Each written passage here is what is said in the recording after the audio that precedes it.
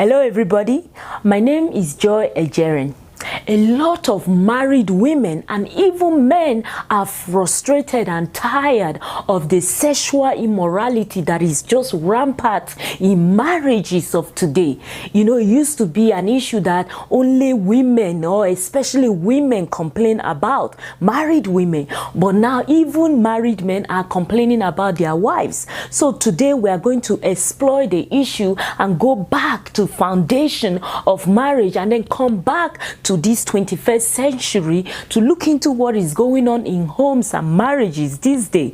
Today, we are looking into the animal that is inside your wife and the animal that is inside your husband. Stay tuned.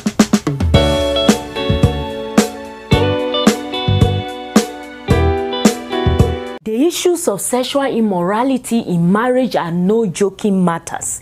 No matter how advanced our society have become or how technological advanced that we claim we are, sexual immorality is still very damaging and very painful and hurtful to every and any marriage.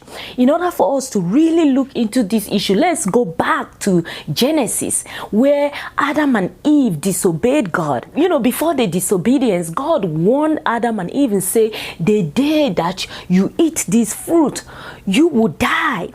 And of course, they disobey God and die. But you'll notice that the book continues with Adam and Eve. And if you are reading it, you are like, hold on, they are not there, they are alive, life continue. No, Adam and Eve died spiritually. And when the Spirit of God departed from Adam and Eve, they were left to be carnal, to just flesh, just only animal nature was left inside Adam and Eve when the Spirit of God departed. So Adam and Eve did die spiritually. Now, what does this have to do with sexual immorality and marriages and all that? What does this have to do with it? Well, everything. When a man do not have the Spirit of God, he is left only with his animalistic nature.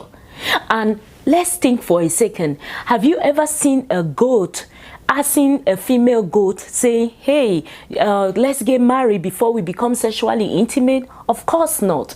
And a male goat will just go into a female goat without any permission, without any asking, hey, are you in a relationship? Without nothing. He just sees and take. The same way that man nature or that woman nature becomes when the Spirit of God leave. Immediately they see any female or any man that is attractive, they are ready to go into that man. They are ready to go into that female. And so they are going around like animal, just from one female to another. Whether you are married, whether you are single, they don't care.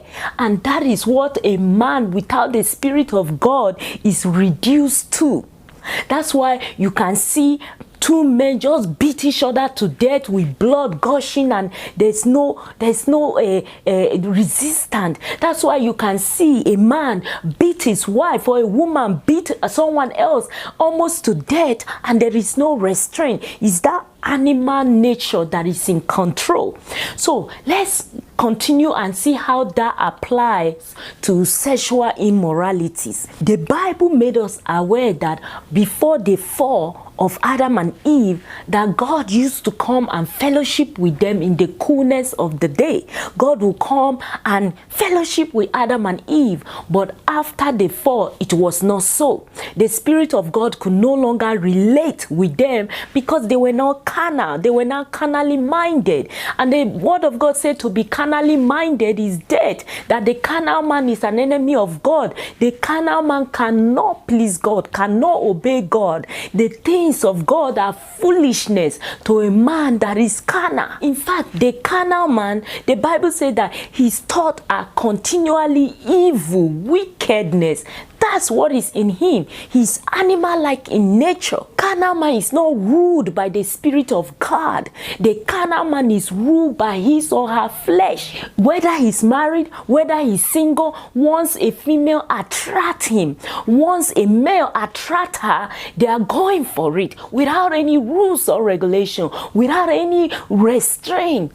When God ordained marriage, brought marriage together, it was between Adam and Eve, two human beings with the Spirit of God and not with two animals. And so here you are telling a man or a woman without the Spirit of God not to have sexual relationship outside of marriage. Here you are preaching to that man or that woman saying, hey, this thing is meant only within the marriage. The boundary is only within the marriage. And God forbid, once you are married, it is filthy, it is unclean, it is spiritually, physically, in every direction unclean to step out of that boundary of your marriage to have a relationship with a man or with a woman. That animal-like human being is going to look at you like, what are you talking about? They have no understanding. They have no restraint. They are walking around without the Spirit of God. Whatever they see, they take. You know, it's almost like I came, I saw, I conquer. That's what animals do. And that's what that man or that woman, that's what they are carrying out in their life. There is no restraint. The Bible made a comparison between a man or a woman that do not have the Spirit of God. The Bible compared that man or that woman to a beast in behavior. Their character, their ways is like a beast. That's why the Bible says that if you are not born again, you cannot enter heaven.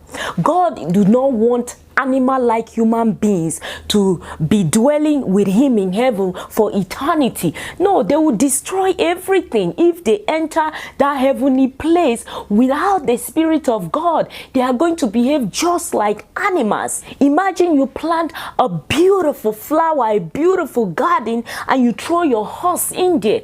That horse, that goat is just going to destroy and waste your garden. That's why it's important that a man be born again, a woman to be born again, so that they'll be able to obey and walk according to the ways of the Lord.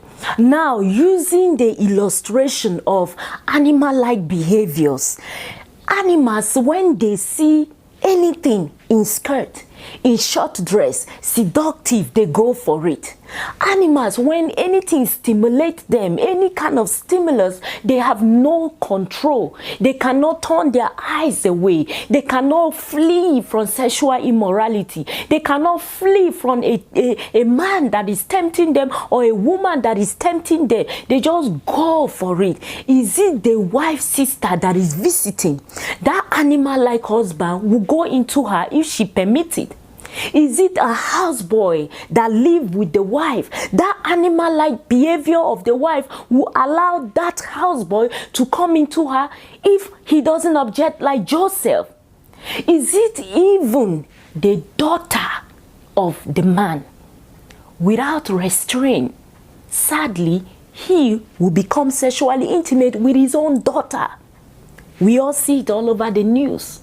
That animalistic behavior knows no boundary.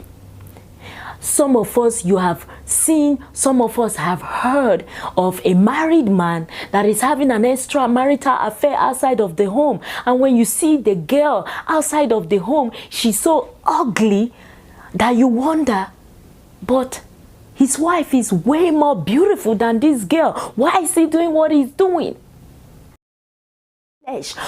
Does that mean that a man or a woman that lives in constant sexual immorality, that it is permitted? Does that mean that if you die in sexual immorality, that you can go before God and say, you know, Lord, I was unregenerated, I was a fallen man, and that's why I committed so much sexual immorality. So you know what, Lord, don't look at it and let me into heaven? Of course not. You wish it was so. Before you finish that sentence, you will be in hellfire. There's more to this. Now, I know you are going to say, oh, what about pastors that are committing adultery? What about a preacher wife that are sleeping outside of their marriage? Hello everybody, thank you so much for watching. Please make sure you subscribe to the YouTube page, the Facebook page, the Instagram, and all the social media outlets that we're showing this program on. God bless you so much. Remain blessed. Bye.